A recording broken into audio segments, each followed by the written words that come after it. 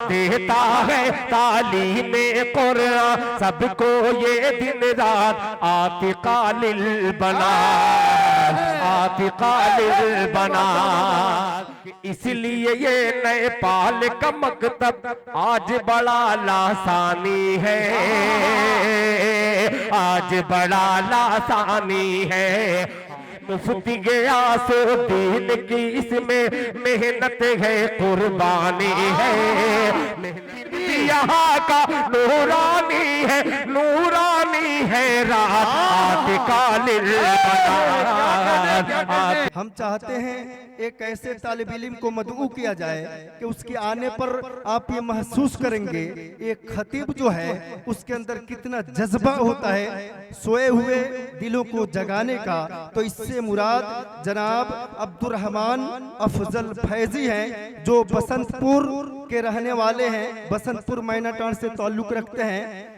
आप इत्मीनान सुकून से बैठे और इनकी कीमती बातों को समाअत फरमाएं। अस्सलामु अलैकुम व रहमतुल्लाहि व बरकातुहू। अल्हम्दुलिल्लाहि रब्बिल आलमीन वस्सलातु वस्सलामु अला रसूलिहिल करीम, अम्मा बाद।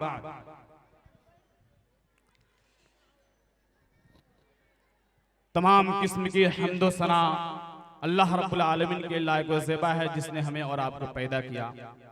अपनी बातों को तवील न देते हुए मौजू की वजाहत करते हैं, चूंकि वक्त नहीं है। सबसे पहले मैं बताऊं कि आप जहां कहीं भी हैं, आप पंडाल में आकर बैठ जाएं और अपनी जगह लेकर बगौर समाअत फरमाएं। मुख्तसर से वक्त में मैं आप लोगों को नबी अकरम सल्लल्लाहु अलैहि वसल्लम की पैदाइश से लेकर और कुछ सालों तक का वाकया सुनाने की जसारत हासिल करता हूं। जब आप सल्लल्लाहु अलैहि वसल्लम की पैदाइश हुई उस वक्त मक्के में रोशनी फैली, और उसके बाद जब आप सल्लल्लाहु अलैहि वसल्लम इसी तरीके से पलते पोसते 1.5 महीने के हुए तो मक्के में बीमारियां फैली हुई थी, या यूं कहें कि मक्के का यह रवाज था कि जब भी बच्चा पैदा होता तो अपने बच्चों को दाइयों के हवाला कर दिया करती थी। इसी तरीके से जब आप सल्लल्लाहु अलैहि वसल्लम की उम्र 1.5 महीने की हुई तो उनके माँ के दिल में भी ये बात मन की, उनके माँ के दिल में भी ये बात बैठ गई कि मैं भी अपने बेटे को, यानी जो आगे चलकर मोहम्मद रसूलुल्लाह बनने वाले हैं, उनको भी दूसरे दाइयों के हवाला कर दूं, ताकि देहात में जाए, हट्टा कट्टा हो जाए, वहां के आबो हवा में रहे, खाए पिए और मोटा हो जाए। इसी तरीके से और इधर दाइयों की टीम, उनकी टीम निकली हुई थी और कि चले मक्के से कोई बच्चे लेकर आते हैं। जो दाइयों का टीम निकली हुई थी उनमें एक दाया का नाम दाई हलीमा था, जो अबू ज़ुऐब की बेटी थी। वह जिस उठनी पर सवार थी उसकी उठनी इतनी कमजोर थी, उसकी उठनी इतनी नाजुक थी कि उसकी सवारी को भी, उसकी बोझ को भी वो नहीं उठा पाती थी। दाई हलीमा की सवारी जो इतनी कमजोर थी कि उनकी बोझ को भी नहीं उठा पाती, जाती है रास्ते में और वो थक कर बैठ जाया करती थी।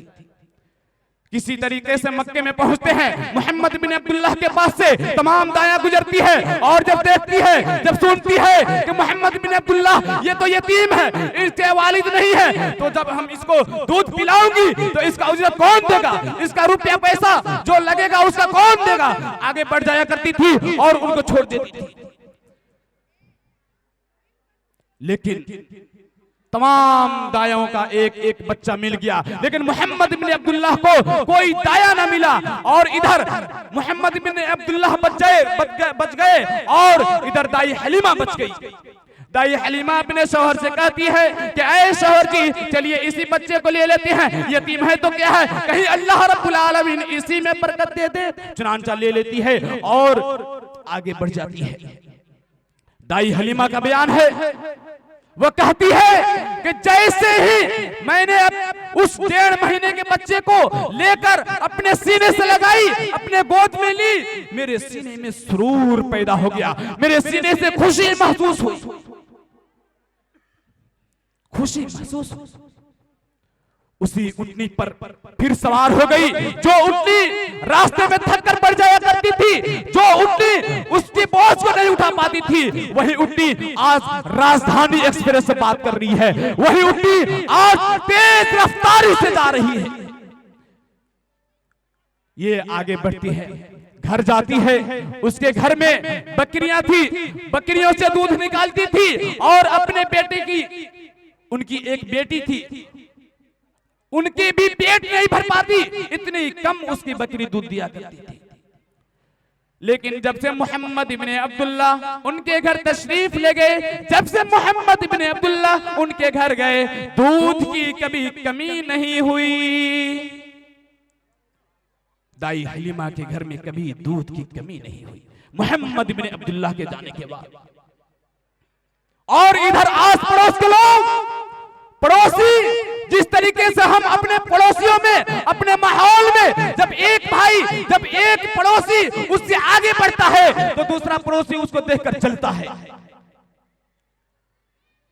बस इसी तरीके से उनकी पड़ोसी भी, उनके माँ बाप, यानी जो उनके सहेलियों के माँ बाप थे, वह कहते थे, अरे तू कहां बकरी चलाती है कि अभी जुवैब की बेटी जो दाई हलीमा है उसकी बकरी इतनी दूध दे रही है, लेकिन हमारी बकरी इतनी दूध नहीं दे पा रही है। बोलती है। इसी तरीके से मोहम्मद इब्ने अब्दुल्ला की उम्र 4 साल की हुई, आगे बढ़ती हैं। जब 4 साल की हुई तो एक निहायत ही एक वाकया पेश आया, जिसको मैं बयान कर कर अपनी बातों को खत्म करूंगा। कि जब आप सल्लल्लाहु अलैहि वसल्लम की उम्र 4 साल की हुई, और जब 4 साल की हुई तो मैं बताऊं कि अर्रहीकुल मखतूम में लिखा है, किताब उठाइए पढ़िए, उसमें लिखा है कि मोहम्मद इब्ने अब्दुल्लाह कहते हैं कि मां मैं भी बकरी चराना चाहता हूं, मैं भी बकरी चराने जाऊंगा, मैं भी बकरी चराने जाऊंगा। उसके बाद कहते हैं उनकी मां इजाजत देती है और गार में चले जाते हैं अपने साथियों के साथ।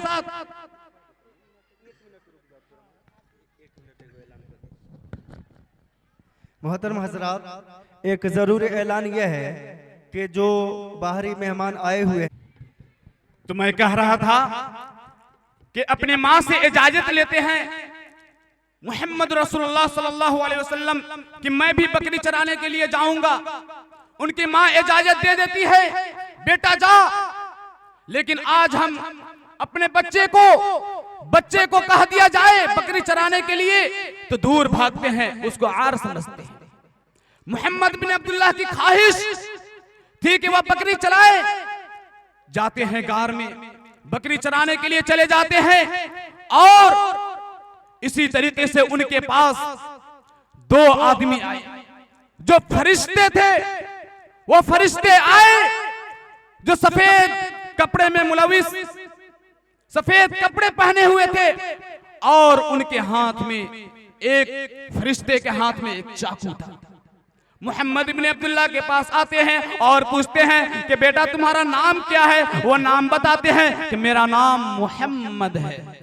जब नाम सुनते हैं लेकर जाते हैं गार में, पहाड़ी में लेकर चले जाते हैं और उसको लेटा देते हैं। जमीन पर लेटाने के बाद अपने दूसरे साथी से कहते हैं चाकू लाओ। चाकू को जब दे देते हैं, जब दूसरे साथी को जब चाकू दे देते हैं, उसको लेटाने के बाद उसके गर्दन, उसके सीने पर, यानी मोहम्मद इब्ने अब्दुल्लाह के सीने पर चाकू चला देते हैं, फाड़ते हैं, सीने को फाड़ते हैं, दिल को निकालते हैं, दिल को फाड़ते हैं। दिल में एक लोथा था, उस लोथड़े को निकालकर फेंक देते हैं और फिर समसम के पानी से धुलकर मोहम्मद इब्ने अब्दुल्लाह के सीने में रख देते हैं। और फिर उसके बाद हाथ फेर लेते हैं। इधर जो उनके साथ सहेलियां गई थी, जो लड़कियां गई थी, जो बच्चे गए थे बकरी चराने के लिए साथ में, वो देखते हैं और घबरा जाते हैं कि मोहम्मद इब्ने अब्दुल्लाह को चीर दिया गया, काट दिया गया।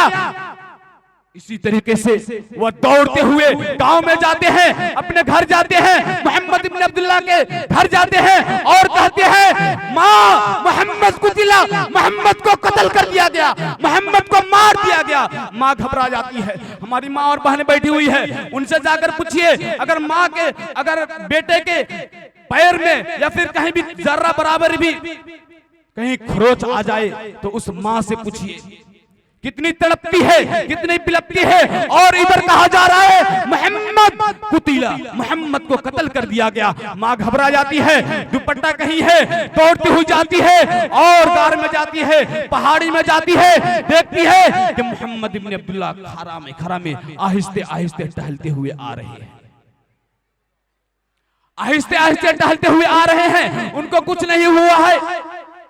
माँ पूछती है बेटा तुम्हें तो कुछ नहीं हुआ? मोहम्मद इब्न अब्दुल्लाह कहते हैं नहीं माँ मुझे तो कुछ नहीं हुआ, बस दो आदमी आए और मुझे लेटा दिए, मेरे सीने को फाड़ दिए, दिल को निकाले, दिल में लोथड़ा था उस दिल को निकाल कर फेंक दिए, दिल को जमजम के पानी से धुलकर फिर सीने में रखकर हाथ फेर दिए, उसके बाद मैं कुछ नहीं जानता। माँ घबरा जाती है, माँ घबरा जाती है कि मैं दूसरे के बेटे को लेकर आया हूं, मैं दूसरे के बेटे को लेकर आई हूँ, उसको क्या जवाब दूंगी? जब से आए हैं ये बच्चा मेरे घर में तब से तरह तरह के अजूबे देखने को मिल रहे हैं। एक बार तो उस घर में दूध की कमी हुआ करती थी, दूध नहीं हुआ करती थी, लेकिन जब से ये बच्चा आया है मेरे घर में कभी दूध की कमी नहीं हुई। और इसके बाद ये दूसरा वाकया, इसको ये इस तरह का बयान हमको सुना रहा है। माँ घबरा जाती है और उनके माँ के पास लाकर छोड़ देती है कि ये अपने बच्चे को लो, मैं नहीं रखूंगी। उसके बाद मोहम्मद इब्न अब्दुल्लाह अपने माँ के पास चले जाते हैं। माँ के पास रहने के बाद माँ से कहते हैं माँ मैं अपने मामा के घर जाना चाहता हूँ, मैं अपने नाना के घर जाना चाहता हूँ। माँ कहती है कि बेटा तुम्हारी ख्वाहिश है तो चलो तुम अपने नाना के घर घूम लो, चलो तुम अपने मामा के घर घूम लो। उनके मामा के घर लेकर चली जाती है और उनके मामा के घर एक माह क़याम करती है। एक माह गुजरने के बाद माँ कहती है बेटा तुम अपने दादा के घर चलो, बेटा तुम अपने अब्बू के घर चलो, चलो अब हम घर चलते हैं। और वो तैयार हो जाते हैं। जब आते हैं रास्ते में, जिस रास्ते से वो अपने घर आया करते थे उसी रास्ते में एक मकाम पड़ता है, एक जगह पड़ता है, उसका नाम है अबवा। मकाम अबवा में उनके अब्बू का कब्र है। माँ पहली बार अपने बेटे को उनके वालिद के कब्र को दिखाते हैं, अब्दुल्ला के कब्र को दिखाती है और कहती है बेटा यही तुम्हारे अब्बू का कब्र है, देख लो। देखकर रोने लगते हैं। मोहम्मद इब्न अब्दुल्ला की आंखों से आंसू बहने लगती है, रोने लगते हैं और वहीं पे माँ भी रोने लगती है। किसी तरह माँ उनको छुपाती है, लेकर जाती है, आगे बढ़ते हैं। माँ अभी बमुश्किल 20 कदम ही बढ़ी थी, फिर पीछे अपने शौहर के कब्र को देखती है, दौड़ती हुई आती है। जैसे ही अपने शौहर के कब्र के पास आती है उनकी रूह कब्जे उनसे से प्रवास कर जाती है, वो भी वहीं पे इंतकाल कर जाती है। अभी मोहम्मद बिन अब्दुल्ला अपने वालिद के कब्र को पहली बार देखकर रोकते हैं, वहीं दूसरी जगह उनकी माँ भी वहीं पे इंतकाल कर जाती है। किसी तरह घर ले जाया गया, इनको ले जाया गया। इनकी तदफीन के वक्त भी मोहम्मद बिन अब्दुल्लाह के चेहरे पर सिगमसारी है, रो रहे हैं। गांव के लोग देख रहे हैं उनके चेहरे की तरफ। अभी इसके वालिद का इंतकाल हुआ था, यतीम बच्चा था, इनकी माँ भी इस दुनिया से चल बसी। इससे पता चलता है कि हर जानदार को मौत का मजा चखना है। जैसे कि अल्लाह रब्बुल आलमीन का कुरान मजीद में फरमान है कुल्लु नफ्सिन ज़ाइक़तुल मौत, हर नफ्स को मौत का मजा चखना है। If there was any survival in this, but the best of the messenger of Muhammad sallallahu alaihi wasallam would not have died. इस दुनिया में अगर किसी के लिए बका होती तो अफजलुर रसूल जनाबे मोहम्मद रसूलुल्लाह सल्लल्लाहु अलैहि वसल्लम इस दुनिया से रुखसत न करते। लौ कान फिद दुनिया बकाओ, किसी अरबी शायर ने क्या खूब कहा है, लौ कान फिद दुनिया बकाओ लमा मात खैरुल मुरसलीन मोहम्मद, कि अगर इस दुनिया में किसी के लिए बका होती तो मोहम्मद बिन अब्दुल्लाह इंतकाल नहीं करते। यतीम बच्चा, उनके मां भी चली गई, उनके दादा उनको पालते हैं, पोसते हैं, उनकी परवरिश करते हैं। उसके 2 साल के बाद उनके दादा भी इस दुनिया से चल बसते हैं। उनके दादा भी इस दुनिया से चल बसते हैं। तो आप लोगों से और आप लोगों को इस स्टेज से मैं यह पैगाम देकर जाना चाहता हूं कि आप लोग भी अपने बच्चों की बेहतरीन परवरिश करें। और यह इजलास जिस मुनासबत से सजाया गया है, जलसा दस्तारबंदी, यहां बच्चियां पढ़ती है जामिया आतिका लील बनात जगन्नाथपुर, यह जो इदारा है इसमें अपनी बच्चियों को दाखिला कराइए, भेजिए, ताकि वह भी यहां से पढ़े और पढ़ लिख कर वह फिर अपनी जिंदगी को इल्मी तौर पर गुजार सके, अपनी जिंदगी को उसी के मुताबिक, कुरान और हदीस के मुताबिक गुजार सके। और यह आखिरी पैगाम है, चूंकि हमारे मेहमान अजीज गरामी साहब तशरीफ ला रहे हैं लोग, कि रमजानुल मुबारक का महीना करीब है, उसके इस्तकबाल की तैयारी करें, उसके वेलकम करें, उसके स्वागत करें। इसी तरीके से जब हमारे घर में कोई बेहतरीन मेहमान, कोई खास मेहमान आने वाला होता है, जिस तरीके से उसके तैयारी करते हैं, उसके इस्तकबाल के, उसके स्वागत की तैयारी करते हैं, उसी तरीके से कोशिश ये करें कि हम भी इस रमजान मुबारक के इस्तकबाल की तैयारी करें। अल्लाह रब्बुल आलमीन से दुआ है कि बारे अल्लाह हम सबको कहने सुनने से ज्यादा अमल करने की तौफीक दे, आमीन। ए बारे अल्लाह इस इदारे के दीन दुगुनी रात चौगुनी अता फरमा। ए अल्लाह इस इदारे में जितने भी इनके मुंसलिकीन हैं, जितने भी अराकीन हैं, उनको जज़ाए खैर दे। और इस जलसा में जितने भी लोग ताउन किए हैं, जिस तरीके से हो रुपया पैसा और अपने जिस्म से जो भी मदद किए हैं, उनको अल्लाह ताला कबूल फरमाए और उनको जज़ाए खैर दे, आमीन। व आखिर दावाना अनिल हम्दुलिल्लाहि रब्बिल आलमीन, वस्सलामु अलैकुम व रहमतुल्लाहि व बरकातुहू। माशाअल्लाह, जज़ाकल्लाहु खैरन जज़ा। ये थे तालिब इल्म अब्दुर्रहमान अफजल, जो सरजमीन बसंतपुर से ताल्लुक़ रखते हैं। और अभी आपने इनकी 16 बयानी को सुना।